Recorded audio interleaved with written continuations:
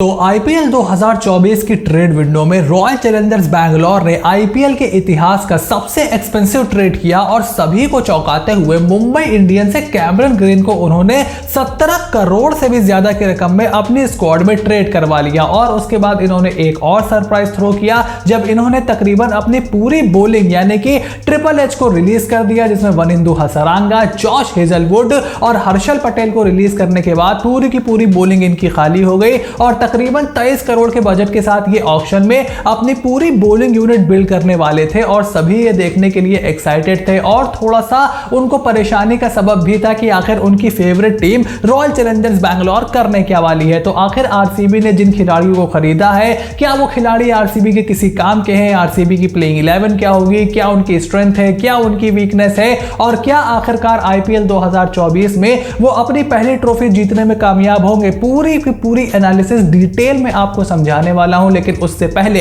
Make sure to click on the subscribe button, press the bell notification, become part of the family because नास्टेस रॉयल चैलेंजर्स बैंगलोर बाकी 9 की 9 टीमों का इसी तरीके से ऑक्शन स्क्वाड रिव्यू आपके सामने आने वाला है। बहुत सारे पॉडकास्ट लाइनअप है, ऑलरेडी मैं गेस्ट के साथ टच में हूं, तो बहुत ही एक्सक्लूसिव सीरीज ये होने वाली है and I am sure you don't want to miss that. Now without any further delay let's begin. तो सबसे पहले रॉयल चैलेंजर्स बैंगलोर के ऑक्शन बायर्स की लिस्ट अगर हम देखें तो यहां पर सबसे महंगे अल्जारी जोसेफ को उन्होंने 11 करोड़ 50 लाख की रकम में खरीदा। उसके बाद यश दयाल लेफ्ट आर्म सीमर को 5 करोड़ दिए, 1.5 करोड़ में टॉम करन को उठाया, 2 करोड़ में लोकी फर्गुसन को उठाया और 20-20 लाख में स्वप्निल सिंह और सौरभ चौहान को इन्होंने अपनी टीम में शामिल किया। सभी आरसीबी फैंस को उम्मीद थी कि आखिरकार मिचेल स्टार्क उनकी टीम से दोबारा उन्हें खेलते हुए दिखाई देंगे, लेकिन जैसे उनके कोच एंडी फ्लावर ने बताया कि वो एक ऑर्डर में इंतजार कर रहे थे कि मिचेल स्टार्क का नाम पहले आएगा या फिर अल्जारी जोसेफ का, और जैसे ही बॉलर्स के सेट में अल्जारी जोसेफ का नाम पहले आया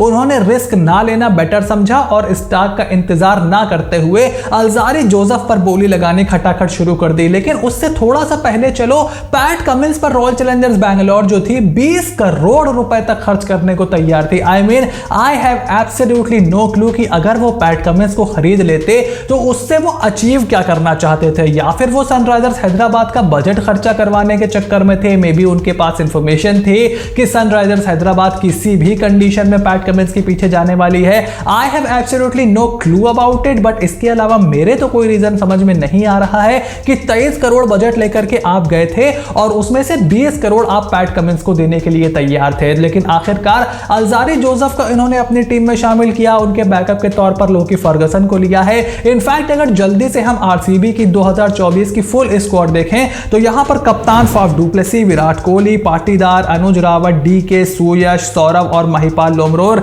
एज बैट्समैन है। Glenn Maxwell, Cameron Green, Will Jacks, Tom Curran, Manoj Bhandage और मयंक डागर इनके पास ऑलराउंडर हैं। और इनकी थोड़ी नई नवेली बॉलिंग अटैक यहां पर है, जिसमें विजय कुमार वैशव, आकाशदीप और सिराज और टूपली के अलावा यहां पर अल्जारी जोसेफ हैं, यश दयाल और लोकी फर्गुसन के रूप में 3 ओवरसीज खिलाड़ी हैं। यानी कि जो 4 गेंदबाज इन्होंने लिए अपनी फास्ट बॉलिंग यूनिट को रीबिल्ड करने के लिए, उसमें सिर्फ 1 भारतीय है और 3 ओवरसीज है, और वो भी तब जब इनके 3 ओवरसीज खिलाड़ी इनकी प्लेइंग 11 में इनके टॉप 6 में खेलते हैं, यानी कि Faf du Plessis, Glenn Maxwell और कैमरन ग्रीन। तो यहां पर 3 ओवरसीज खिलाड़ी में से 3 ओवरसीज फास्ट बॉलर में से ये सिर्फ 1 फास्ट बॉलर ही खिला पाएंगे और बाकी 2 तेज गेंदबाज इंक्लूडिंग रीस टूपली बेंच पर बैठने वाले हैं। तो वो मुझे स्ट्रेटजी इनकी बिल्कुल भी समझ में नहीं आई और उसके अलावा स्पिनर्स पर इन्होंने बिल्कुल भी ध्यान नहीं दिया। और अगर आप इनकी स्ट्रेंथ पर नजर डालो तो इनकी स्क्वाड को देखते हुए बहुत ज्यादा मजबूती के एरियाज ढूंढना थोड़ा सा मुश्किल जरूर हो रहा है। देखो इनकी सबसे पहली स्ट्रेंथ जो कि काफी बार इनकी स्ट्रेंथ रहती है that they have a very good batting unit. इनकी जो बल्लेबाजी यूनिट है वो काफी तगड़ी है। चिन्ना स्वामी की कंडीशंस को देखते हुए विराट कोहली भी वहां रन बनाते हैं, डू प्लेसी भी वहां रन बनाते हैं, मिडिल ऑर्डर में मैक्सवेल है, ग्रीन आउट ऑफ पोजीशन जरूर बैटिंग करेंगे, लेकिन चिन्ना स्वामी अगर टिपिकल विकेट वहां पर मिलती है तो कैमरन ग्रीन को भी वो रास आएगा। उसके बाद दिनेश कार्तिक के रूप में एक और एक्सपीरियंस खिलाड़ी इनके पास है। इनफैक्ट इनकी सेकंड स्ट्रेंथ भी वही है।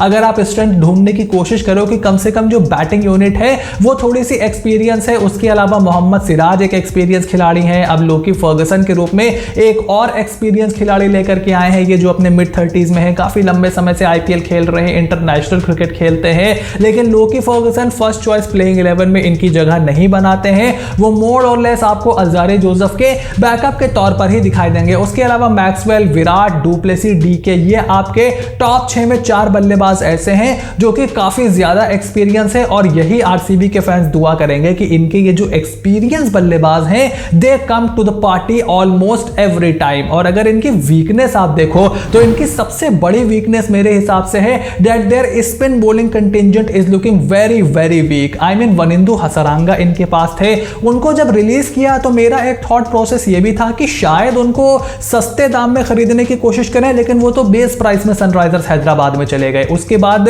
आदिल राशिद जैसे गेंदबाज आए, उन पर भी इन्होंने कोई भी बोली नहीं लगाई। मुजीबुर रहमान आए जिनको बाद में नाइट राइडर्स ले गई, तो ये बिल्कुल भी स्पिनर्स में ये इंटरेस्टेड ही नहीं थे स्पिनर्स में। तो अब इनके पास ले दे के मयंक डागर हैं जिनके पास आईपीएल में कभी कभी वो रहते जरूर हैं किसी किसी स्क्वाड में, पिछले साल एसआरएच में थे, लेकिन बहुत ज्यादा वो खेले नहीं है, खास करके चिन्ना स्वामी की कंडीशन में। और सेकंड ऑप्शन इनके पास जो है बेस्ट ऑप्शन वो है कर्ण शर्मा। तो यहीं पर अब इनको कुछ जुगाड़ बिठाना पड़ेगा and the spin bowling is looking very very brittle at the moment. और उनका इनकी दूसरी वीकनेस ये है कि इंडियन फास्ट बॉलिंग ऑप्शन जो इनके पास है वो भी बहुत ही कम है। इनफैक्ट इंडियन बॉलिंग ऑप्शन ही इनके पास बहुत कम है। देखो, एक इनके पास सिराज है, विजय कुमार वैशक है, आकाशदीप है और उसके अलावा यश दयाल है। ये 4 प्रोमिनेंट इंडियन पेसर आप मान करके चलो। यश दयाल का परफॉर्मेंस कोई बहुत अच्छा नहीं रहा है पिछले साल, लेट्स फेस इट। और मैं बहुत ही ज्यादा सरप्राइज था कि यार ये कार्तिक त्यागी के पीछे ही नहीं गए। ये देख रहे हैं कि 60 लाख रुपए में कार्तिक त्यागी जीटी में जा रहा है, उस समय इनके पास पैसा भी था, इनके पास स्लॉट भी था, but they just didn't bid for him. That was very very surprising for me.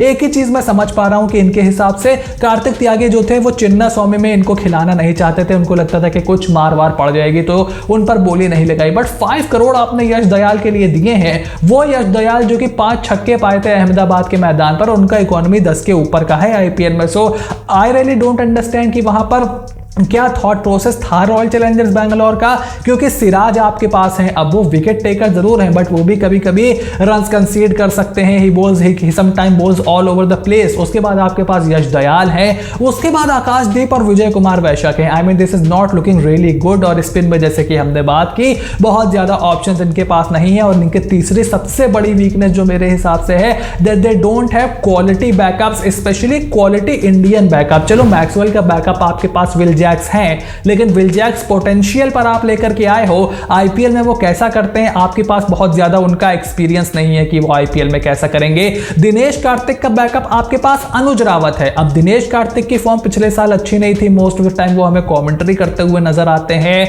और इस बार कैसी फॉर्म उनकी होगी नोबडी हैज एनी आइडिया। और अनुज रावत ठीक है, उन्होंने एक आध मैच नीचे आपको अच्छी बैटिंग करके दी थी, लेकिन वो तो टॉप ऑर्डर बैटर है यार, आप उनको जबरदस्ती फिनिशर बनाने की यहां पर कोशिश कर रहे हो, जबकि आपके पास कई विकेट कीपर बैटर्स का ऑप्शन आया था but you just didn't bid for them. तो ये इनके पास बैकअप की कमी है।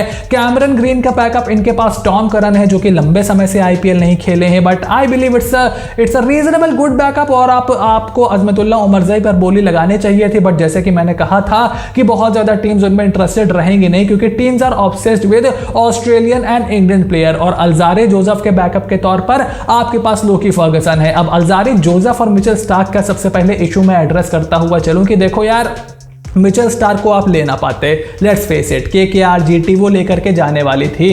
सेकंड बेस्ट ऑप्शन आपके पास क्या था? Alzarri Joseph. पैट कमिंस के पीछे आप जा रहे थे बट आप उनको भी 20 करोड़ दे रहे थे, उनको भी आप ले नहीं पाए। तो जो ले नहीं पाए, जो ले नहीं सकते थे, उस पर लाठी मत पीटो। अल्जारी जोसेफ आपके लिए थर्ड बेस्ट ऑप्शन थे, मैंने पहले भी कई वीडियो में बोला था। So I am quite happy with Alzarri Joseph, मतलब I can make peace with it. मुझे दिक्कत है इंडियन बॉलिंग कंटिजेंट से। अगर आप कार्तिक त्यागी आपने उठाया होता, या फिर अगर आप कम से कम शिवम मावी उठाने में कामयाब हो जाते, तो कुछ तो लुक फॉरवर्ड करने के लिए होता, या हर्षल को फिर रिटेन ही करके रखना था।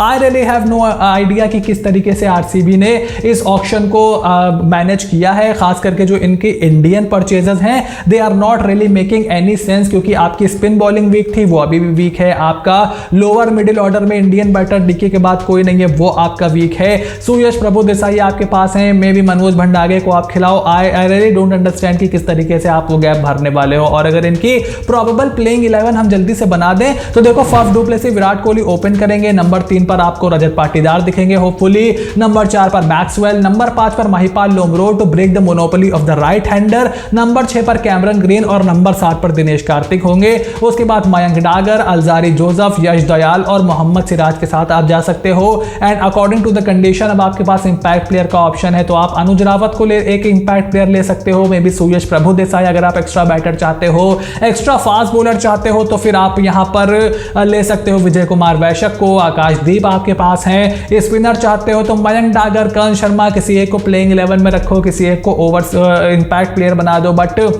ओवरसीज प्लेयर्स आपके पूरी तरीके से लॉक हैं। ऑक्शन के पहले ही 3 ओवरसीज खिलाड़ी आपके लॉक थे और आपको एक अच्छा ओवरसीज खिलाड़ी चाहिए था जो कि आपकी बैटिंग थोड़ी और आपकी बॉलिंग संभाल ले, और एक गन फास्ट बॉलर आपको चाहिए था। अब अलजारी आपने लिया है, टूपली आपके पास है, फिर आपने लोकी फर्गसन को भी ले लिया, टॉम करन को आई कैन अंडरस्टैंड आपने लिया है। बैकअप के तौर पर कैमरन ग्रीन के बहुत सारे लोग टॉम करन से खुश नहीं है, बट दी 100 में he has performed exceptionally well and he is a very improved batsman. I think he is right now better batsman than his brother Sam Curran. I know ये आपको थोड़ा सा over statement लगेगा, but I can assure RCB fans ये उतनी बुरी purchase नहीं है जितनी आपको लग रही है। हाँ, अजमतुल्लाह उमरजाई अगर ले लेते that would have been even better, but Tom Curran is also a very good option. तो अब अगर देखा जाए कि इस टीम को मैं 10 में से कितने नंबर देने वाला हूं, तो मैं इनको 10 में से 6.5 नंबर देने वाला हूं। एंड माई वर्डिक्ट इज कि इनका जो ऑप्शन था वो बहुत ही एवरेज था, और ये जो स्क्वाड है आई एम अफ्रेड ये एवरेज ही दिखाई दे रही है। आई मीन अगर इनकी जो फर्स्ट चॉइस प्लेइंग 11 है वो बहुत अच्छा अगर परफॉर्म कर दे तब तो टॉप 4 में ये पहुंच जाएंगे। मतलब वीके का एक outstanding season, Cameron Green as a finisher आपके लिए क्लिक कर जाए, दिनेश कार्तिक वापस से आपके लिए क्लिक कर जाए, ग्लेन मैक्सवेल मिडिल ऑर्डर को पूरी तरीके से संभाल लें एज एन स्पिन हिटर, उसके बाद अलजारी जोसेफ जो है वो पूरी तरीके से आग उगले अपनी गेंद से, जसप्रीत बुमराह बन जाए, और मोहम्मद सिराज हर मैच में नए बॉल से आपके लिए विकेट चटकाए, यश दयाल ढेर सारी स्विंग कराए, कर्ण शर्मा जो है शेन वॉर्न बन जाए इस तरीके से, और हर मैच में ये हो, क्योंकि बैकअप आपके पास तो बिल्कुल भी क्वालिटी नहीं है बैकअप में। तो अगर ये सारी चीजें होती हैं जो कि हो सकती हैं, देखो कई बार हमने देखा है, हमने पिछले साल भी देखा कि वीके ने अच्छा खेला, फाफ ने अच्छा खेला, मैक्सवेल ने कमाल का खेला, लेकिन बॉलिंग पिछले साल भी इनके लिए एक इशू थी, बॉलिंग इस साल भी इनके लिए एक इशू है। तो लोकी फर्गसन को ये लेकर के आए हैं, हॉट एंड कोल्ड वो रहते हैं, मे बी कभी आप उनको खिलाने को देखो, बट ओवरऑल जो इनकी फर्स्ट चॉइस प्लेइंग 11 है, they have a monopoly of right hander, तो उसको ब्रेक करने के लिए महिपाल लोमरोर को आपको बीच में खिलाना ही खिलाना पड़ेगा, वरना 6 राइट हैंडर आपके हो जाएंगे। सामने वाली टीम आते ही स्लो लेफ्ट आर्म स्पिन डाल देगी और Virat Kohli, Faf du Plessis, Cameron green ये सारे वहां फंसे के फंसे रह जाएंगे। सिर्फ मैक्सवेल और पाटीदार ही वो हैं जो लेफ्ट आर्म स्पिन को काउंटर कर सकते हैं। तो मैं वहां पर महिपाल लोमरोर को जरूर खिलाऊंगा, इसीलिए मैं चाहता था कि कोई और थोड़ा और इन्वेस्ट ये करते किसी इंडियन बैटर में, और कार्तिक त्यागी पर इन्होंने क्यों नहीं बिडिंग की, ये तो एक पहेली बन करके रह गई है। अगर कभी एंडी फ्लावर साहब मिल जाएं तो उनसे मैं जरूर पूछूंगा। बट ओवरऑल यार देखो, आरसीबी के फैंस दिल छोटा मत करो, आपकी टीम जीत सकती है, बट हाँ यहां पर ऑन पेपर जरूर ये एवरेज दिखाई दे रहे हैं। तो ये थे आईपीएल 2024 के लिए रॉयल चैलेंजर्स बैंगलोर का फुल स्क्वाड रिव्यू, और आने वाली वीडियोस में बाकी टीम्स का भी इसी तरीके से रिव्यू आएगा। ढेर सारे गेस्ट मैंने लाइन अप करके रखे हैं पॉडकास्ट के लिए, और उसके बाद हमारी कंपैरिजन सीरीज भी आने वाली है। चूंकि तमाम एपिसोड और तमाम सीरीज आईपीएल 2024 से रिलेटेड आपको बहुत ही ज्यादा पसंद आएंगे, और अगर आप इनको देखना चाहते हो, फटाक से नोटिफिकेशन चाहते हो, then make sure you click on the subscribe button, press the notification bell, और अपना ओपिनियन कमेंट बॉक्स में लिख करके जरूर बताओ कि आरसीबी के लिए आपकी प्लेइंग 11 क्या होगी, और मैं आपके लिए जाता हूं जल्दी से बाकी टीम्स की वीडियो बनाने। So stay tuned and I will see you soon in the next video.